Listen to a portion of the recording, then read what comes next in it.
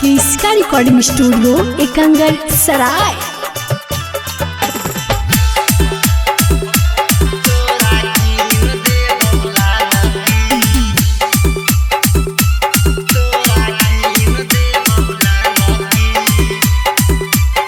Presented by क्रिस्का films. पानी DJ पहिलाउना का मरिया छौड़ी गे तानी डीजे पहिलाउना का मरिया छौड़ी गे तानी डीजे पहिलाउना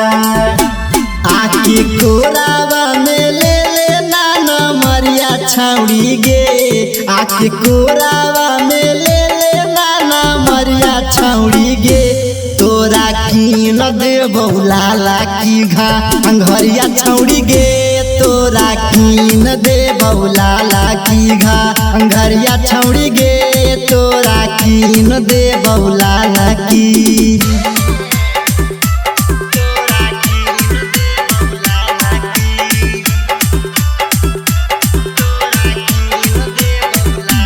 हमर लाडल हाकौ तोरे सेना जरिया छौड़ी गे हमर लाडल हाकौ तोरे सेना जरिया छौड़ी गे हमर लाडल हाकौ तोरे से जिनसा पॉइंट पेनी है ना सड़िया छौड़ी गे जिनसा पॉइंट पेनी है ना सड़िया छौड़ी गे तोरा की न दे बहुलाला की घरिया छौड़ी गे तोरा की न दे बहुलाला की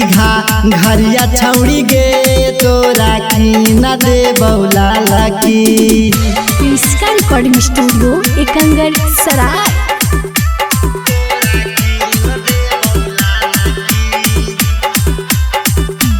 बबुआ बलवन घुमई तब सख पूरा बा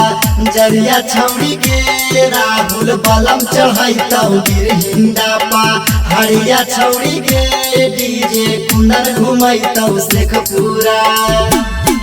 घुमाई दे बहुते उषा नगरिया छौड़ी गे घुमाई दे बहुते उषा नगरिया छौड़ी गे तोरा की न दे बहुलाला की घरिया छौड़ी गे तोरा की न दे बहुलाला की घरिया छौड़ी गे तोरा की न दे बहुलाला की आके कोरावा में ले लेना न मरिया छौड़ी गे आके कोरावा में ले लेना न मरिया छौड़ी गे तोरा की न दे बहुलाला की घरिया छौड़ी गे तोरा की न दे बहुलाला की घरिया छौड़ी गे तोरा की न दे बहुलाला की। क्रिस्का रिकॉर्डिंग स्टूडियो एकंगर सराय।